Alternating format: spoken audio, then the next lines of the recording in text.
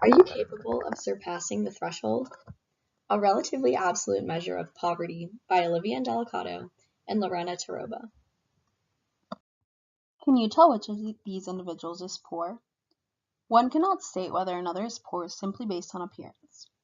Poverty encompasses much more than its common view of a starving child without shelter. Is life simply compiled of eating and a place to stay? No. In order for a person to live productively, a lot more needs to be taken into consideration. Poverty should be defined as a condition where a household lacks the economic resources and basic capabilities necessary for all members to function productively in society. It would be foolish to think that one can establish a measure of poverty without fully understanding the already established and current measures that exist today. The OPM, or Original Poverty Measure, is the current method used in the United States for measuring poverty. It was created by a woman named Molly Roshansky in the 1960s, who took the Economic Food Plan, which is the cheapest cost of food for an entire family for a year, and multiplies it by 3. The number that is produced is the family's poverty threshold. If a family falls below said threshold, they are considered to be in poverty. The OPM then counts the number of people below the threshold, compares it to the total number of people, and thus determines the poverty rate.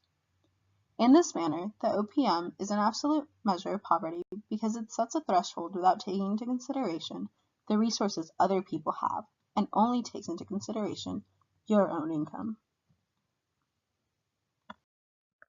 Now, you may be wondering what's wrong with an absolute measurement of poverty, more specifically the OPM. We have identified several disadvantages to this method of measurement. First, it does not reflect the effects of factors such as taxes and food stamps, and also doesn't adjust for rising standards of living. It doesn't consider expenses needed to hold a job, such as transportation or childcare, and doesn't take into account medical cost variations. Additionally, family-sized adjustments do not take into account changes in family situations because the current family unit only considers members related by blood. It also does not adjust for geographic differences in prices. For example, it assumes that a person in New York City and a person in rural Iowa will spend the same amount of money, which simply isn't true. Also, this threshold hasn't changed since the 1960s. And isn't relative to what other people in your community have. Also, since the 60s, the amount of money that people spend on food has changed, and therefore it is no longer an accurate measure of poverty. Despite the many disadvantages of the OPM, there are several advantages that must be taken into consideration when attempting to measure poverty. The OPM and absolute measures of poverty are advantageous in that they are easy to understand, and tracking progress or lack thereof is simple. In addition to the threshold, it is easy to define because it is a set amount of income. It keeps the amount of people considered poor at a lower number, and this is beneficial because it means that the resources can be distributed more specifically in order to assist the maximum amount of people. On the opposite end of the spectrum, there is also the option of a relative measure of poverty. Conceptually, this extreme type of measure is very hard to apply. Because it is based on the relative income of a community, it only leaves a very abstract manner in which it can actually be used as a measure of poverty. According to Iceland, poverty is relative to a society's existing level of economic, social, and cultural development. The relative measure of poverty sets the threshold at a percent of the median household income for a specified area and only compares it to other people's wealth. With this type of measure comes many disadvantages. First of all, this type of measure is conceptually unappealing because it is very difficult to quantify and track over time in areas because of the fact that it is based in comparison to those in your community. It's also deceptive in times of economic growth or recession because when everyone's income lowers and technically many people are below the poverty line, since no person is worse off than the rest, no one is considered poor in this type of measure. Also, it's only based on relative income in a community and doesn't account for the price of things or the actual amount of money spent on specific necessary items. Also, This type of measure measures inequality and not poverty, and also prioritizes comfort over sustainability. The SPM, or Supplemental Poverty Measure, is a recently developed method of measuring poverty that was designed to replace the OPM, but is not currently in effect. The threshold is based on the actual expenditures of 4 categories of items. These include food, shelter, clothes, and utilities. The measure then takes the 33rd percentile of expenditures and adds a small amount of money for other necessities, such as healthcare expenses or transportation. In contrast to the OPM, which only counts income, the SPM includes in-kind benefits such as SNAP, TANF, tax transfers, and subtracts factors such as payroll taxes, transportation to work, healthcare expenses such as MOOP, and childcare expenses. The SPM also takes geographical differences into consideration, which the OPM does not. The SPM's advantages include the fact that it takes 4 categories of necessities into consideration, which more accurately depicts a household's expenditures, especially compared to the OPM, which only takes into consideration the cost of food.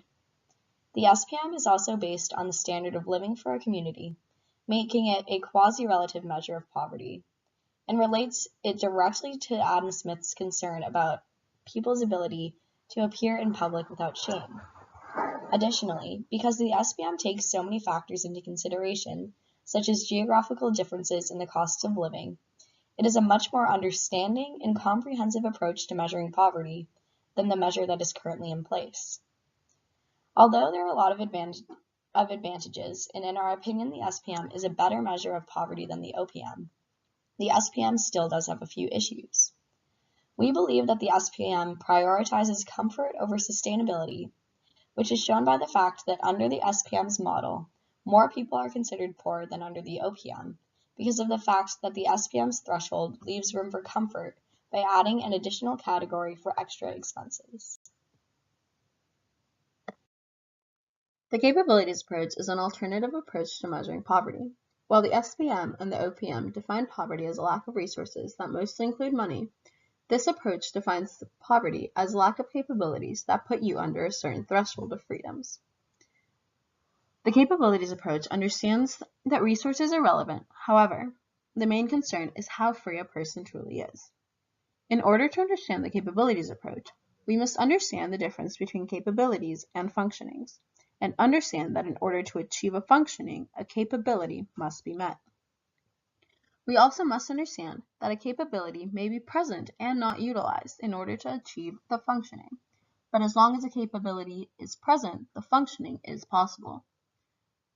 Conversely, if the capability is not present, the functioning is not possible. Martha Nussbaum determined that there are 10 central capabilities that must be met in order to ensure freedom and well-being.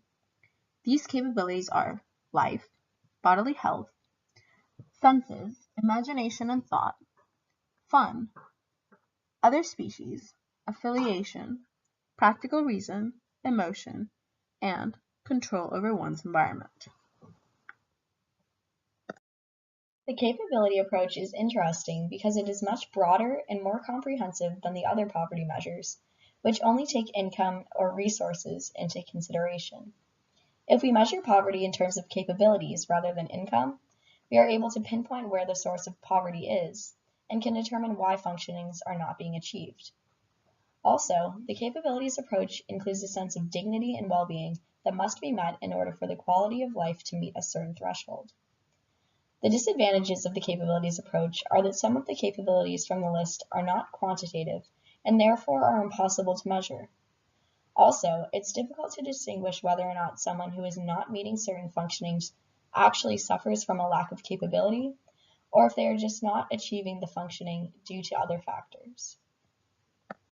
Taking into account the previously stated poverty measures, along with the advantages and disadvantages of each, we determined that poverty should be measured in terms of both a relative and absolute measure, but also should take into consideration the 10 central capabilities as stated by Nussbaum.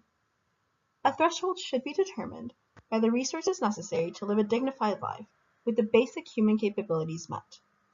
This will be determined by the expenditures of a household unit relative to other households in the community, but also has a factor that considers the 10 central capabilities and uses the number of those that are met or not met to determine the level of poverty of a household.